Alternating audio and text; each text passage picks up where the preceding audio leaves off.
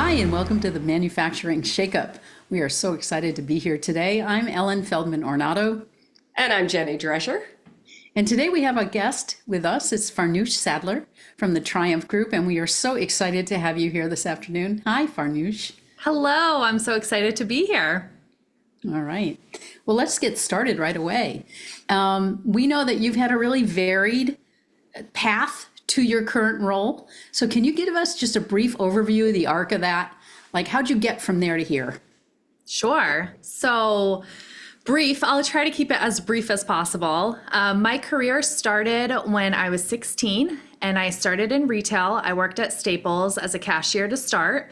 And then throughout high school and then throughout college, I would come home during breaks and all that. And I went from being a cashier to working the copy center and eventually working my way up to a supervisor role in the copy center. And from there, I kind of realized retail is not for me. It's not what I want for my future. I was working kind of crazy hours and I just wanted more. I got to a really good point in my career there where I was just stagnant and I needed more of a challenge. So I decided to take a leap of faith and I just one day gave my notice without anything lined up and with the support of my family, thankfully. But I ended up leaving and finishing my degree. And so during that time, I had gotten a phone call from a previous customer of mine at Staples who had reached out to me and said that we have this really great opportunity and I think that you should apply. It's for an internship, but it's a really good way to get your feet into the door. So he told me a little bit about the position, the internship, the company, and it was in the records room. So it sounded like it was right up my alley. And I said, yeah, let's do it. So I went in for an interview. I was offered the internship position. And then shortly thereafter, I got another call because they wanted to bring me back in. And I was like, uh-oh, what did I do? But we all know those moments. yeah. And funny turn of events, the hiring manager at the time said, hey, we actually have this team lead position for the records room that just opened up. And with your managerial experience, we think that you would be perfect for it. Would that be something that you're interested in? I said, yeah, absolutely. Why not? Let's do it. So I started at Triumph 10 years ago. Actually, I just celebrated my 10-year anniversary this past Sunday. Congratulations. Crazy. That's awesome. Thank you. Thank you so actually, much. I love the 10 years. I love that you've been here 10 years, but I'm going to be rude and interrupt you, so forgive me. Totally I okay. totally want to jump on something that you said because it really resonates in my heart of hearts because I also got my start in, and I think Ellen did too, in restaurants and retail and like all these kind of jobs where, we're sort of the people who are, servantish positions to others and Serving often others, looked sure. down by society. They're tough jobs. And I'm super curious about, I love the fact that you went from that to getting a phone call that said, we see that you're capable of more. Somebody saw you, somebody really recognized what you took the leap, which is huge. And then once you took that leap, you created this higher level of visibility for other talents. Like, I just think that's really cool because it speaks volumes to the role of taking the leap and wanting to do something more for yourself. Because retail, we've all been there and, some kinds of jobs, they do feel like this isn't working for me. This isn't taking me anywhere, whether it's retail or anything else. Right. Yeah. So I love that you made that leap and created this different opening for you to start building your future afresh. Yeah. And have you tell me, because I remember from what you said that you started as an intern and then you got this next position. Is that where you are now within Triumph, or what's happened since over your tenure there? What kinds of different roles have you had? So this is my fourth position. that I'm currently in right now. So I did the records room for a couple of years, and that was great to kind of learn more about the company, learn more about the people. Most of my customers, which again, that transition from retail to this was kind of perfect because my customers were all internal. So it was a great way to really meet the people who work here and build those relationships with them from early on. And from there, we kind of started to go the route of trying to become more of a digital type of facility. And so there really wasn't a high need for a records room type of place or a records department, I would say. And so from there, they decided to essentially put the records department under configuration management. And so at this time, I had one of my directors that was in engineering had approached me, and he had this opportunity that he wanted to present to me. There was a gentleman out in our Rochester, New York facility that worked for us in a quality position. And so essentially with some sort of consolidation that they were trying to do at the time, this gentleman was going to be our software quality manager. But because he was in Rochester, we kind of needed almost a deputy software quality person here on site. And so the director at the time thought I would be perfect for the position. And I was just like, I have no engineering background. I have no quality background. How am I perfect for this position? I didn't even know what SQA was at the time, software quality assurance. I Googled it, I looked it up. And he said, you'll figure it out. And, we'll provide you with the resources, with the training. You would have an amazing manager, both out there and on site here, that could help you. And so sure enough, I was like, all right, let's do this. This is my next challenge, right? And I will just figure it out. And so I took, yeah. You're cracking me up right now. You're cracking me up, Farnosh, because so for our friends at home, here's what you don't know about Farnosh. And what you may not know about Triumph Group is that Triumph Group they make very complex pieces and parts that go into airplanes. Like they are part of this giant aerospace industry that we have, we have so much of in Connecticut that's so exciting. So it's not just that she got pulled in to be a deputy to help with some software. What we're talking about is super high tech, really the kind of thing that most of us think, oh, I need to have 7,000 degrees to work in this. And here comes this upstart, hot stuff woman who just says, you know what? Let's figure this out. We can do this. Let's figure this out. I love that. I love the gumption and I don't know, I'm just going to say yes and let's figure it out attitude that you bring into that, because so many people, myself included, would feel completely daunted by what Triumph Group does in terms of just, if it goes in a plane, it's complex, full stop. Oh, yeah. Right. Oh, yeah. And then not only that, but also for those of you who know what software quality is, I'm auditing engineers. Mm-hmm. That's crazy, intimidating, right? Yeah. So, but it was such an amazing experience. I did it for 7 years. I ended up basically running it by myself.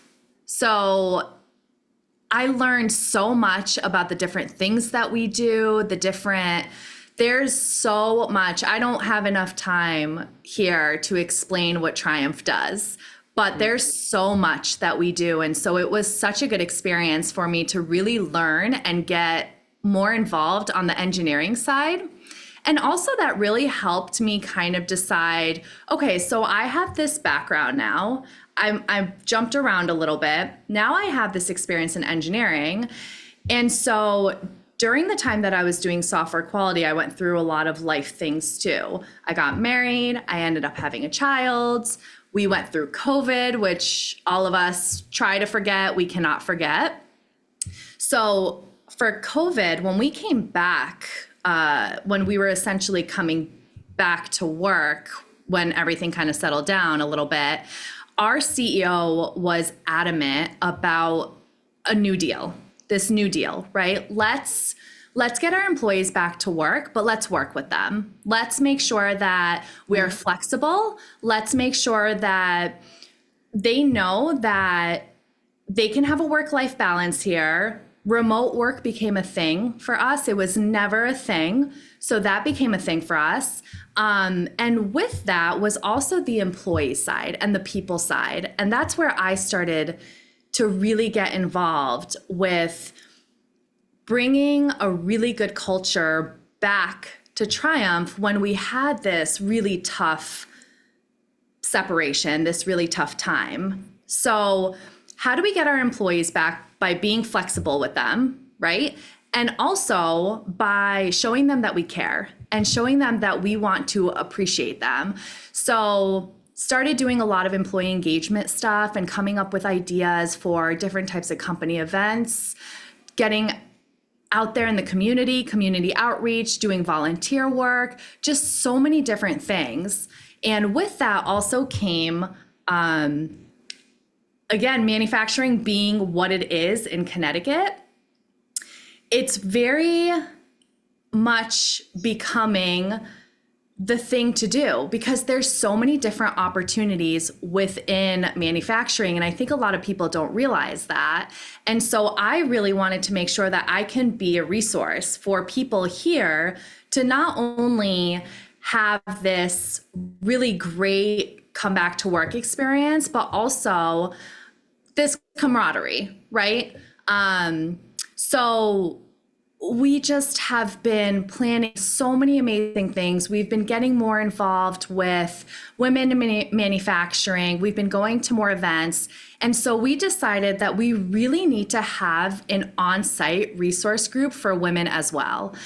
And that all of what I just said is what essentially led me to the position that I'm in now. So while I was doing software quality and kind of doing this, I call it like my side hustle. Like I was doing all this employee engagement and culture stuff. My GM and my president approached me with this opportunity to work more directly with them and to be on their staff and to really focus on this, the people side of our business. And so fast forward. Can you tell me what that looks like? Like, I love the idea of that, but what does that look like in practice in terms of the way that you're intersecting with folks? I think a lot of companies are, engagement is sort of the hot thing, right? So everybody wants engagement. They do surveys, they do this, do they that. But in actual practice, I think it's more complex and has to be more targeted based on the environment that you're in. I mean, what are some of the things that that Triumph has done that you specifically have done around that? I mean, we've had the good fortune of meeting a bunch of leadership from Triumph. Yeah.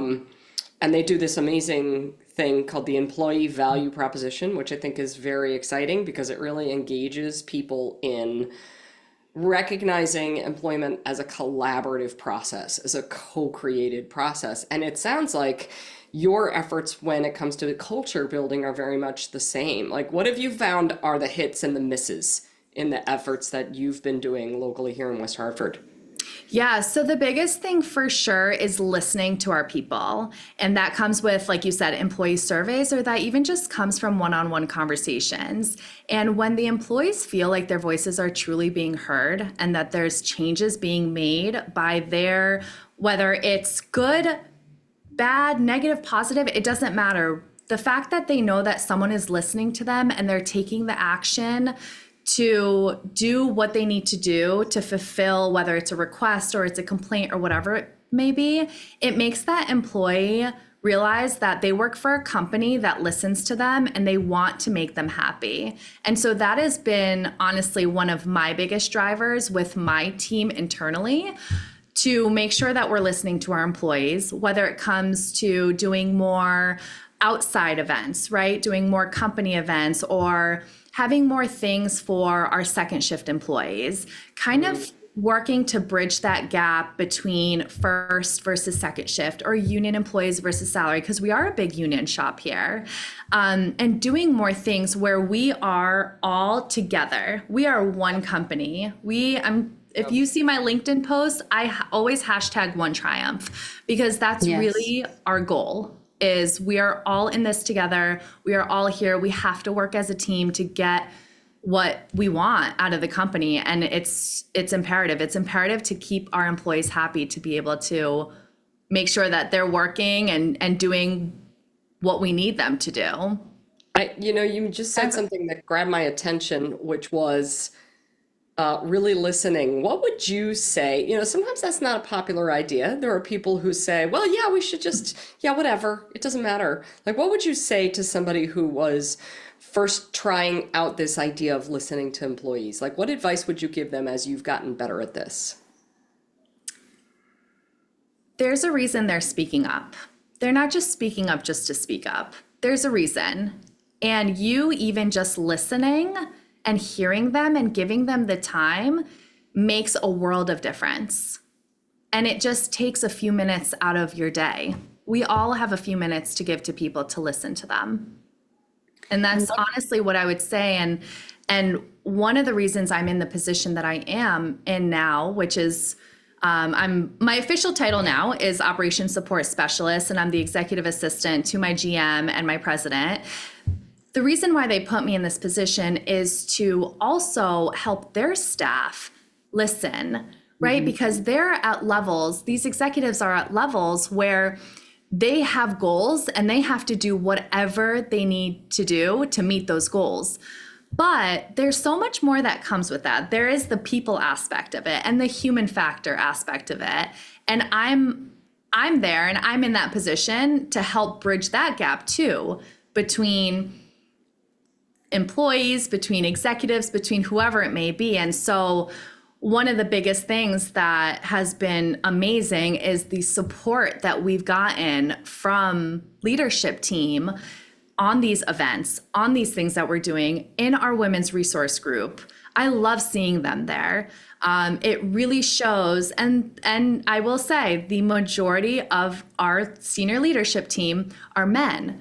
So to see all these men coming to our women's resource group and coming to these different events really shows their support and shows that we have male allies and they support us and they've got our back. Just like the 3 individuals here that saw something in me, approached me about it and wanted to do more. And they wanted me to do that because they knew that I could do it and that I would do it. So that's been just amazing. And it's been one of the best parts of my job recently. So it sounds like you were the perfect person for us to interview when we're talking about shaking up manufacturing. Because what I heard as you talked is you're taking an active role in reshaping and continuing to build the culture within your organization, that you're saying yes and figuring it out as things come to you, and that you are influencing up, which is a real challenge for a lot of people in organizations, never mind women in organizations, is how do I reach the most senior people in my organization and convey to them that their goals may be about productivity and retention, but that actually when you land it on the ground, it means how do we create a culture where people want to stay? And it seems like you are definitely having a hand in shaking up manufacturing right there at Triumph Group. Yeah, and I love it. And I'm seeing the impact, and that is everything. That is truly just, it's an honor and it's wonderful to see. And I know that this is just the beginning and it's a step in the right direction. And to add to that, because I love the fact that this is called Shake Up, I really would love to also be a resource to other people in the industry who think that I have to be an engineer or I have to be an ops person to go into manufacturing, because manufacturing is cool. It is really cool. There is so much fun to manufacturing and so cool to see the stuff that we do. So I really would love to be that resource to whomever to say you can really do anything. Manufacturing is broad and there's a million things to do, and you'll figure it out. Get in there and you will figure it out. It's what I did. Well, thank you for offering yourself as a resource to all of our listeners and all of our friends across our beloved little state. I know we can find you on LinkedIn, and we will put your contact details into the bottom of the screen. Absolutely. And people can find you and say, Farnosh, Yes. do this thing where I just jump in and do it and figure it out. Absolutely. Yeah, we'll figure it out together. Yeah. Awesome. Yeah. Thanks so much for joining us today. We have loved having you on with us, and we look forward to seeing you on down the road. Thank you so much. Thank you for having me. It was an honor to be here, and I had so much fun. This was really wonderful. Thanks for listening to the Manufacturing Shakeup. You can listen to us each week on your favorite podcast app. You'll find us on LinkedIn and Facebook and Instagram. And if you use the hashtag MFG Shakeup, we will see them and really appreciate your spreading the word about what you're hearing and learning each week. Hey, Jenny, did I forget anything? Yes, you did. Here's the most important bit. You may have learned something from that guest. They may have told a story about, oh, here's what I did and here how it worked. Here at the Manufacturing Shakeup, we are all about action. So take some nugget of what you heard today and put it into practice, even if it's small and experimental. Get busy, get dangerous, go shake stuff up, and bring people along with you. Go take an action, post it on social media. Let's have some fun. The Manufacturing Shakeup is sponsored by the Connecticut Office of Manufacturing, produced by Maselli Productions and Gale Communications, and hosted by the Boulder Company.